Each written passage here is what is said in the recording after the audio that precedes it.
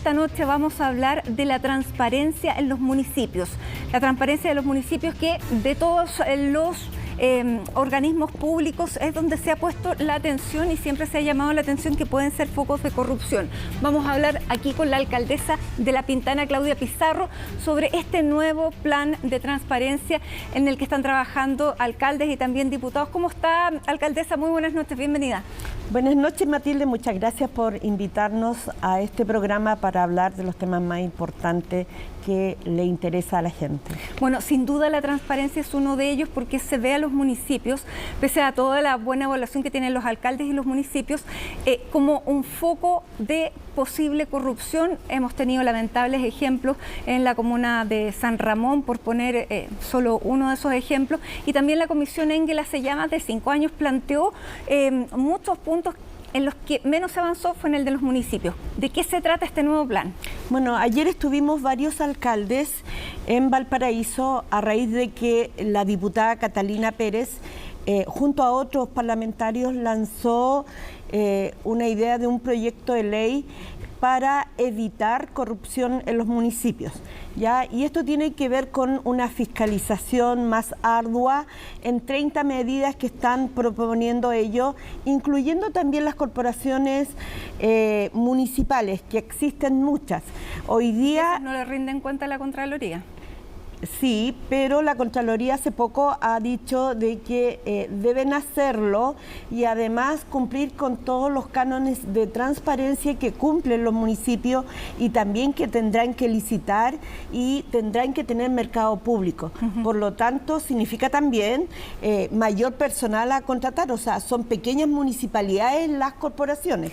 Por lo tanto, antes se evitaba un proceso más largo, porque las licitaciones son procesos más largos, y se tenían corporaciones. Hoy día eso vuelve a ser mirado igual que los municipios. Ahora, usted como alcaldesa que ya lleva este segundo periodo sabe bastante bien dónde están los talones de Aquiles en los municipios, dónde hay que centrar la atención.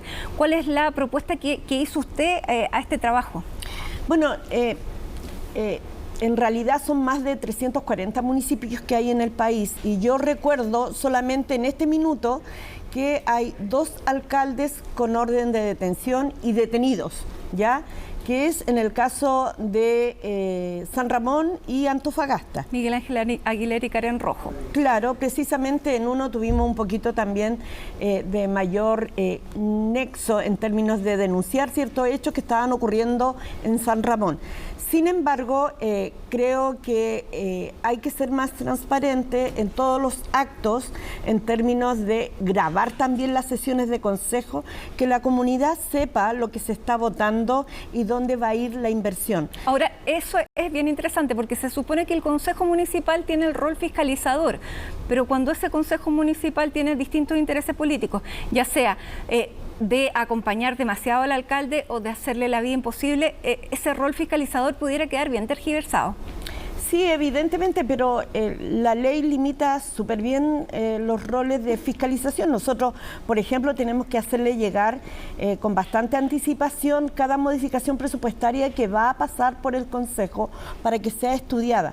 También regula el rol de los concejales este proyecto de ley, que esperamos que termine bien este proyecto de ley, que no tenga muchas modificaciones, y en este sentido pide también que las capacitaciones sean acotadas, ¿ya? Porque hemos visto en el pasado que habían concejales que viajaban por el mundo y que se malgastaba también los recursos municipales en esas capacitaciones, entre comillas. Por lo tanto, también regula eso, que de repente se puede considerar favores políticos al alcalde, entonces de turno. Por lo tanto, eso también está bastante regulado, y mayor fiscalización a las corporaciones, que yo creo que es bastante bien importante, y mayores atribuciones a los concejales. Ahora, dentro de la transparencia que tienen que tener las propiedades, la declaración de intereses, debiera hacerse exigible al alcalde, a los concejales y a los jefes de servicio, a los jefes de sección. Estoy pensando sobre todo en la parte de obras, de la dirección de obras, que es donde hay un riesgo mayor. Sí, el director de obra está dentro de la declaración de patrimonio e intereses que tiene que declarar actualmente, pero también hace esta obligación a personas, a instituciones que dejan los cargos públicos por un cierto tiempo después de tener el cargo público. Y además este proyecto de ley hace mención de que pasados 180 días podrán hacer uso de contratación de personal de planta, de cargos vacantes y de contrata, pasados 180 días de recién electo o asumido la autoridad. ¿Ya? Antes era inmediatamente, hoy día 180 días después podrá contratar más personal. ¿Cuáles son las otras modificaciones? Porque usted me decía que son más de 20. Más de 30. Generalmente son las corporaciones mayor porcentaje de funcionarios que tienen que declarar patrimonio e intereses. Hoy día eran las direcciones y las jefaturas y hasta el grado 9 de la escala única de remuneraciones. Ahora todas las personas que tengan toma de decisiones. El problema más grande son las contrataciones y también las licitaciones. Muchas veces las licitaciones, las compras públicas a través de las corporaciones se hacen sin este tipo de licitaciones o sin la debida transparencia. Esto se soluciona, de acuerdo a lo que usted me está planteando, con esas, digamos, modificaciones a lo que tienen que rendir las corporaciones. Sí, eso se soluciona porque es un aparato distinto, pero con el mismo personal, o sea, alguien de adquisiciones. Hoy día las corporaciones no tienen ese rol de llamar a licitaciones, mercado público, lo hacen de forma directa. Por lo tanto, esto viene a asimilar lo que hacen los municipios. Por lo tanto, ahí no va a haber problema en términos de corrupción, creemos, ¿ya? A veces echa la ley, echa la trampa, ¿ya? Por lo tanto, esperamos que eso también... bueno, y los concejales fiscalizar las corporaciones, que antes, si no había dinero de la municipalidad como subvención, no se fiscalizaba. Hoy día sí. Ahora, un tema trascendental es lo que está pasando con el tema del narcotráfico, porque la capacidad económica que tienen los grupos del crimen organizado son muy altas y para que estén tan extendidos tienen que haber muchas personas que están involucradas. ¿Cómo se revisa específicamente eso más allá de la revisión de las cuentas y de las declaraciones de patrimonio? Porque las aperturas de cuentas no está incluido en la ley. Sí, lo ideal que no está incorporada en este proyecto de ley anticorrupción municipal sería que también las corporaciones debieran declarar en la Contraloría al personal que contrata, ya al igual que lo hacen los municipios. Los municipios tienen un filtro de que cada persona que se contrata, sus antecedentes privados van a la Contraloría.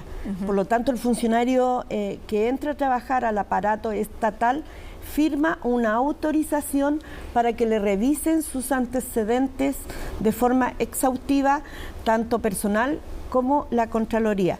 Por lo tanto, salta inmediatamente cuando la persona tiene antecedentes. Las Contralorías las corporaciones no lo hacían. Y eso no está en este proyecto de ley. Sería bueno que esa indicación pudiera también estar. Nosotros, a propósito, hace más de 3 años tenemos un convenio con la Contraloría, la Municipalidad de La Pintana, y partió con la Contraloría como experiencia piloto de todas las licitaciones superiores a cierta cantidad, que son las más grandes, las revisa las bases la Contraloría. Y después el contrato que se adjudica también lo revisa la Contraloría. Por lo tanto, las licitaciones de basura, de alumbrado público, de más de 2.000 UF, la revisa la Contraloría. Es un proceso más largo, más tedioso, pero nosotros, como ya sabemos que se demora más de 6 meses el proceso completo, actuamos con anticipación y sería bueno que todos los municipios tuvieran también esta obligación de enviar las bases a la Contraloría, no solo para toma de razón, sino que también para corregir ciertos vicios que puedan tener las bases. Ahora, en este proyecto de ley, en estos más de 30 que usted me dice, artículos y que están integrados, es evidente que hay que perseguir la corrupción, el enriquecimiento, pero en este momento tal vez lo que más daño hace es el tema de la corrupción por droga. Y en ese sentido ya ahí veíamos que hay un ítem que no está abordado. ¿Qué más debiera tocarse y que pudiera entrar por indicación a este proyecto o que sí está? Bueno, porque la veo complicada a la hora de pensar en el tema del narcotráfico. Sí, es súper complicado porque a pesar de que hay bastantes filtros, en San Ramón sí se pudieron coludir. No olvidemos que había una persona con grillete trabajando y si no nos damos cuenta, si no nos damos cuenta en términos del informe periodístico que se hizo, esto seguiría ocurriendo, ¿no es cierto? Por lo tanto, resulta difícil también estar muy pendiente de todos los municipios, de verdad, ¿ya? Por lo tanto, la comunidad organizada y los concejales son muy importantes en este rol de fiscalizar, ¿ya? Entonces yo creo que acá no solo le corresponde a un ente, que en este caso es la Contraloría y las direcciones de control y los concejales, sino que también tenemos que tener un aparato más expedito, más cercano, más de lectura rápida, donde analicemos las denuncias de la comunidad también. Ahora, hay muchas cosas que se pueden hacer sin este proyecto de ley y que dependen también de cada municipio. Pero también, ¿qué voluntad política ve usted para sacar un proyecto de ley como este? Porque todo el mundo manifiesta de la boca para afuera tener interés en terminar con la corrupción. Sin embargo, de acuerdo a la misma, los mismos consejos que daba esta comisión Engel en el año 2015, los municipios eran lejos los más atrasados. Se había cumplido prácticamente el 20% de todo lo que se había propuesto para los municipios. ¿Qué pasa? Lo que pasa es que incluso sacar una ley es súper lento, ¿ya? Por lo tanto, yo creo que es voluntad política también prevenir la corrupción, ¿ya? Yo siento que depende también de la voluntad política de gastar eficientemente los recursos donde deben gastarse y por lo tanto yo creo también en la buena voluntad de los ediles y ojo, que quienes hacen las leyes también tienen que someterse también a fiscalización, ¿ya? En este sentido creemos que también ahí hace falta también hacer leyes para ellos mismos, que son los parlamentarios. Más que test de droga, abrir las cuentas corrientes. Exactamente, Matilde.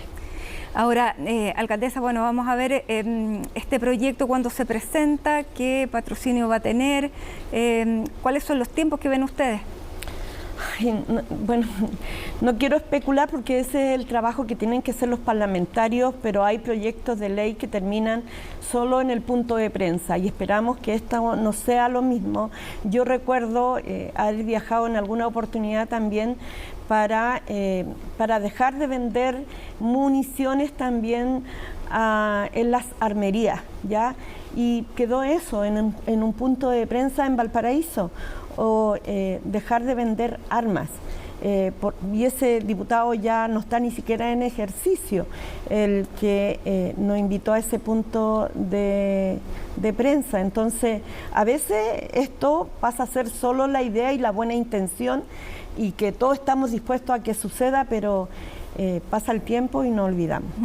Bueno, y vamos a ese tema porque, claro, la madrugada de ayer nos sorprendíamos y se sorprendía el alcalde Rodolfo Carter de la Florida con esta balacera que fue un ajusticiamiento. Fueron más de 70 tiros los que se percutaron en ese lugar. Nos despertamos con 6 muertos en la región metropolitana. ¿Fue una lamentable coincidencia o es lo que ustedes están viendo que está creciendo ya sin que lamentablemente las autoridades hayan podido hacer algo? Porque ustedes vienen trabajando ya desde principio de año con el subsecretario de Prevención del Delito en hacer estos planes para que puedan resultar más eficientes los controles policiales. Sí, es evidente lo que usted dice, que es preocupante, y nosotros venimos diciendo esto hace bastante tiempo, que necesitamos trabajar y colaborar con Carabineros y con la PDI, pero en inteligencia policial. No sacamos nada con dotar a más carabineros si no trabajamos la inteligencia. Creo que todos se organizan los delincuentes para robar cable, se organizan para encerronas, y de verdad que nosotros también necesitamos colaborar con Carabineros, con la PDI, y también las instituciones dotar de más elementos para hacer inteligencia policial. Creo que lo importante es llegar a tiempo y no lamentar lo que estamos comentando. ¿Usted ha visto algún resultado en este trabajo que ha habido, esta colaboración entre los municipios de las distintas zonas, porque están divididos por la zona sur, con el subsecretario?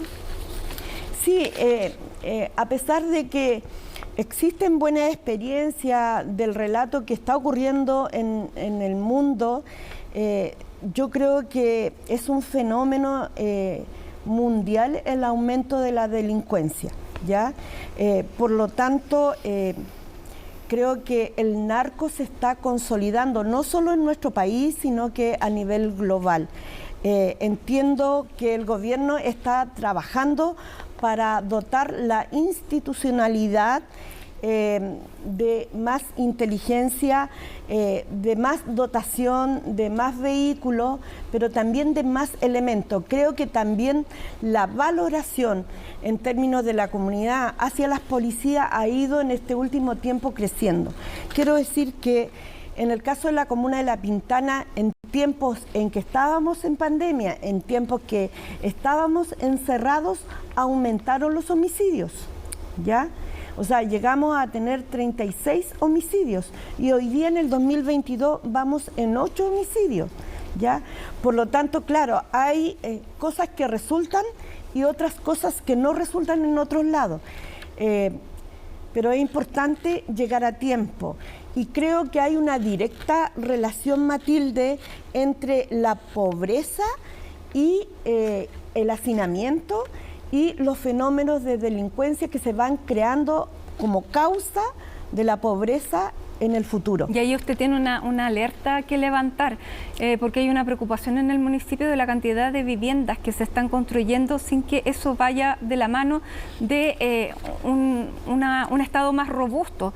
Porque usted con las mismas digamos, comisarías, con los mismos centros de salud, con las mismas colegios, no puede atender esa cantidad de personas que van a llegar. ¿Cuál es el catastro que tienen ustedes? Matilde, usted conoce muy bien la comuna de La Pintana, ha estado en la comuna de La Pintana y conoce la realidad. Por lo tanto, el hacinamiento es muy alto. Tenemos un déficit de más de 5.000 viviendas en la comuna de La Pintana, pero la política habitacional, téngase presente, no puede ser la misma política habitacional que miró a La Pintana en dictadura. La pobreza que no quieren otras comunas vaya a llegar a la comuna de La Pintana y solo se construya viviendas vulnerables. Lo que pasó en dictadura, en términos de las zonas orientes de la región metropolitana, llegó a la comuna de La Pintana. Esto pasó en los 80, ¿ya? Es cierto que hay un déficit, pero terrenos de la comuna de La Pintana para allegados de la comuna de La Pintana. Y además, no podemos seguir creciendo con los mismos servicios.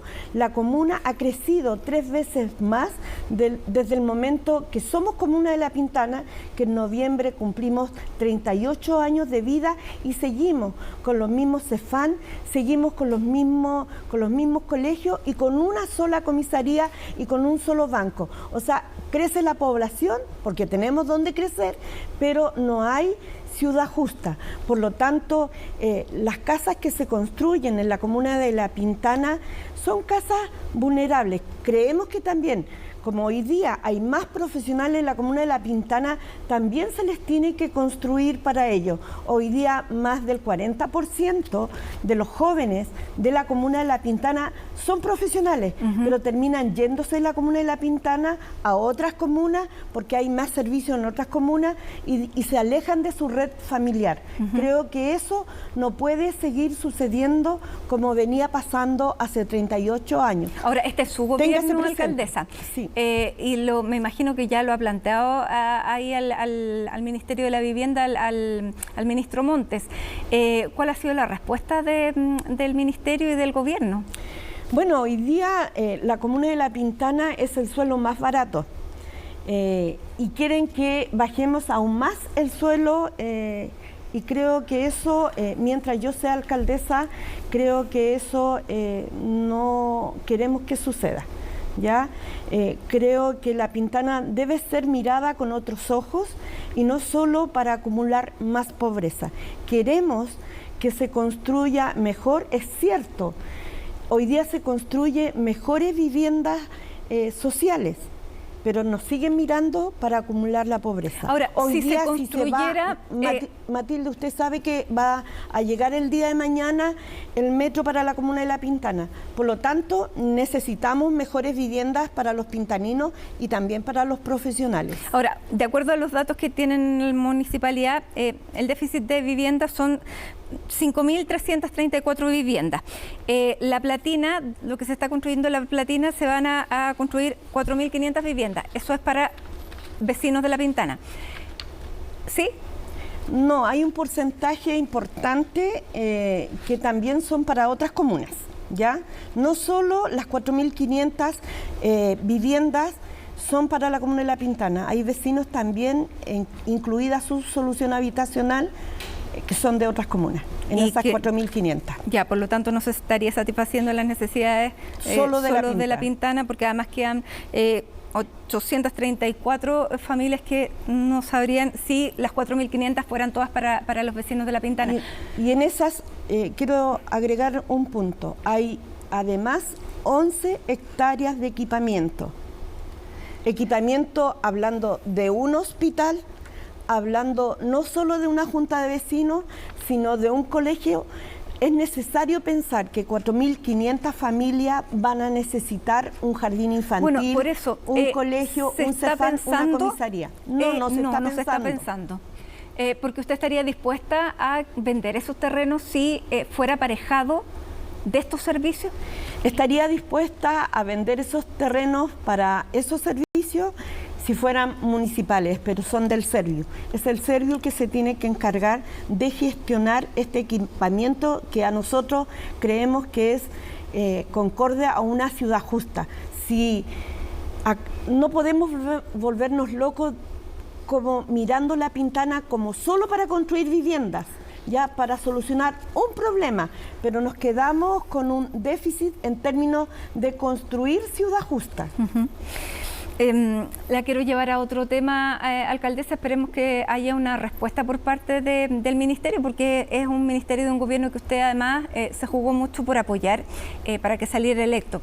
Vamos a ver cuál va a ser esa respuesta, pero quiero también llevarla al terreno de su partido. Tienen junta este próximo sábado y vimos a su partido dividido en la elección de la mesa de la Cámara y la mitad de la bancada votando junto a la derecha.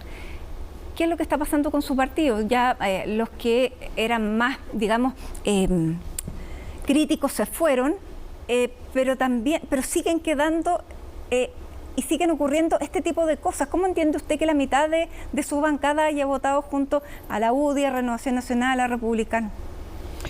Para mí es una vergüenza que la mitad de los parlamentarios haya desobedecido un acuerdo de la bancada demócrata cristiana.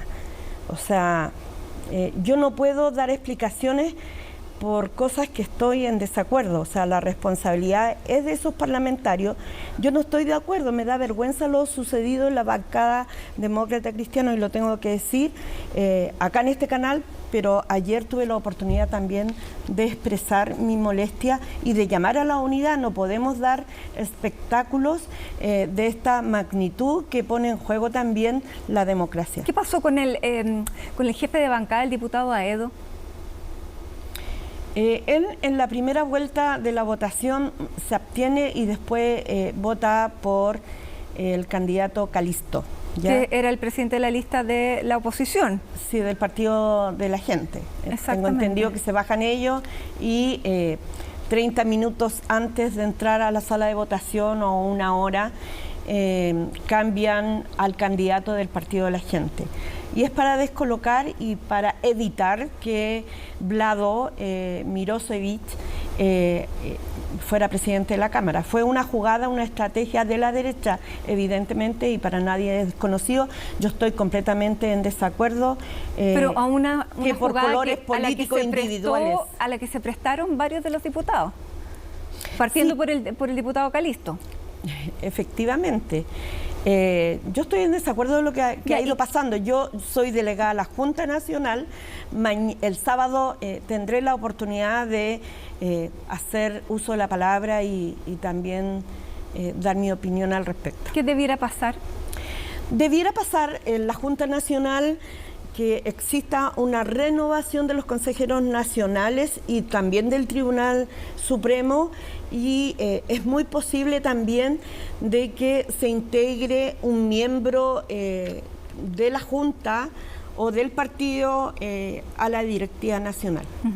¿Es hora de hacer una nueva votación de directiva nacional? No, yo siento que se debe llenar los cargos que dejó Felipe del Pin, el expresidente. Hay una sola persona que renunció a la presidencia, que es Felipe del Pin, y lo que corresponde que ese cupo sea llenado. Ahora, ¿qué le parecieron las últimas salidas?